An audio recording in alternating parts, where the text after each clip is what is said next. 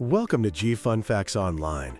Today, we are unpacking a technological evolution that is fundamentally changing how our planet thinks. We often imagine the cutting edge of computing residing in massive, air-conditioned server farms in Northern Virginia, or intricate silicon foundries in Taiwan. But the next great leap is actually happening 400 kilometers directly above our heads, moving at 17,500 miles per hour. We are witnessing the birth of space-based edge computing. This is a paradigm shift that promises to transform satellites from passive mirrors that simply reflect data back to Earth into intelligent, autonomous brains capable of thinking in a vacuum. To understand why this is happening now and why it is critical, we first have to look at the way we have handled space data for the last 60 years. Traditionally, space exploration and satellite operations followed a rigid, centralized model known as the bent pipe architecture. In this model, a satellite is essentially a flying camera or sensor.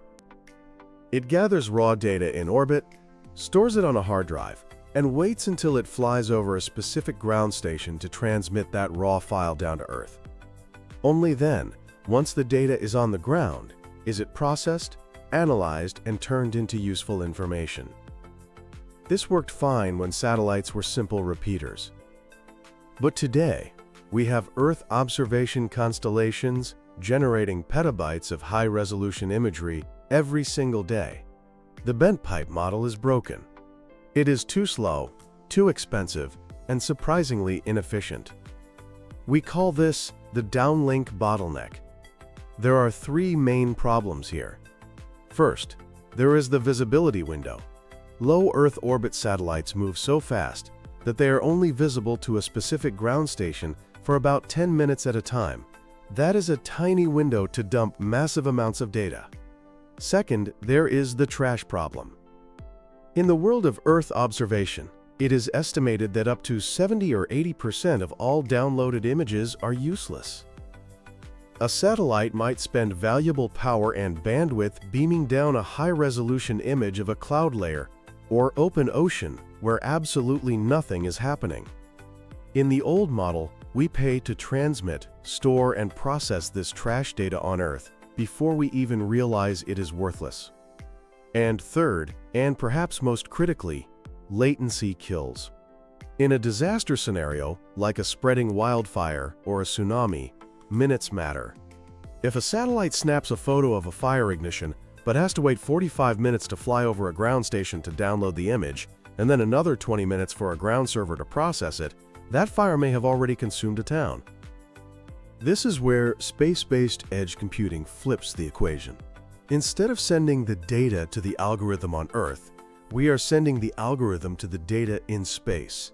A satellite equipped with edge computing capabilities can analyze an image immediately after capturing it. If it sees clouds, it deletes the file instantly, saving bandwidth. If it sees a fire, it processes the image onboard and sends only the alert coordinates and a small thumbnail to Earth instantly via a relay network. We are talking about dropping latency from hours to mere seconds. But putting a server in space is not as simple as launching a rack of commercial servers. The space environment is incredibly hostile to electronics. This leads us to the engineering marvels of the technology stack. Terrestrial computers rely on delicate transistors that can be easily flipped by high-energy particles or cosmic rays. In space, a single event upset can crash a system or corrupt data. Historically, to fight this, space computers were radiation-hardened. They were built on ancient, large-node silicon that was durable but incredibly slow, operating at speeds comparable to processors from the 1990s. That doesn't work for modern AI. So we are seeing a revolution led by companies like HPE and Orbit's Edge, utilizing commercial off-the-shelf hardware.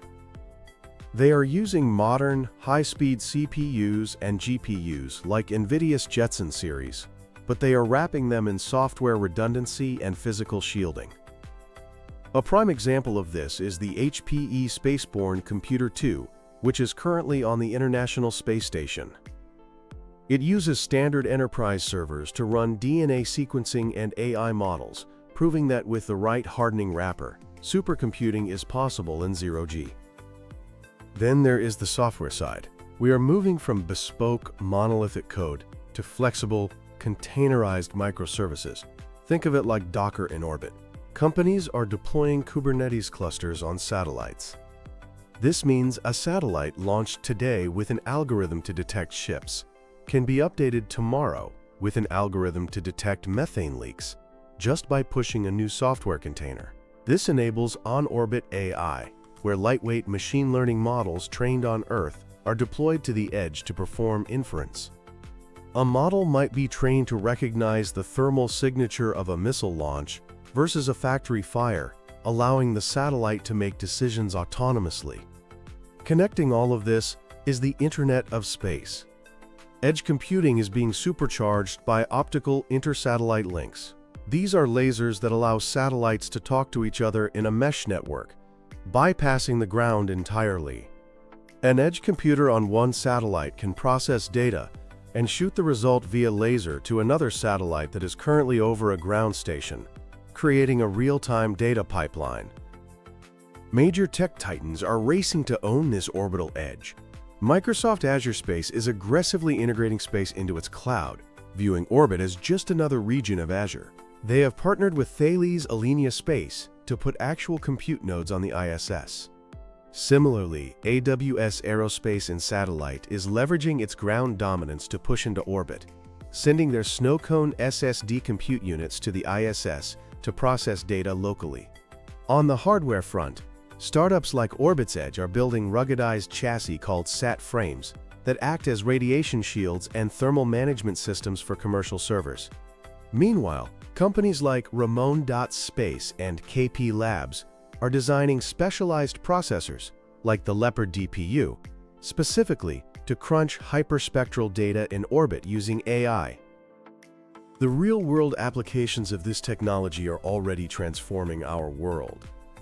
In environmental protection, startups like Aurora Tech are using thermal cameras with Edge AI to detect wildfires. Instead of waiting for a full download, the satellite detects the thermal spike of a new fire and alerts local fire departments within minutes. We are also seeing this used for methane monitoring, where edge-enabled satellites scan pipelines and automatically flag invisible leaks before millions of dollars of gas escape. In defense, the U.S. Space Development Agency is building a mesh network of satellites that can track hypersonic missiles. These threats move too fast for traditional tracking loops. Edge computing allows satellites to track these threats autonomously, passing custody of the target from satellite to satellite using laser links. It also allows for autonomous deconfliction, where satellites monitor their own surroundings and maneuver to avoid space debris without waiting for a human pilot. Looking even further ahead, visionaries are proposing the concept of the orbital data center.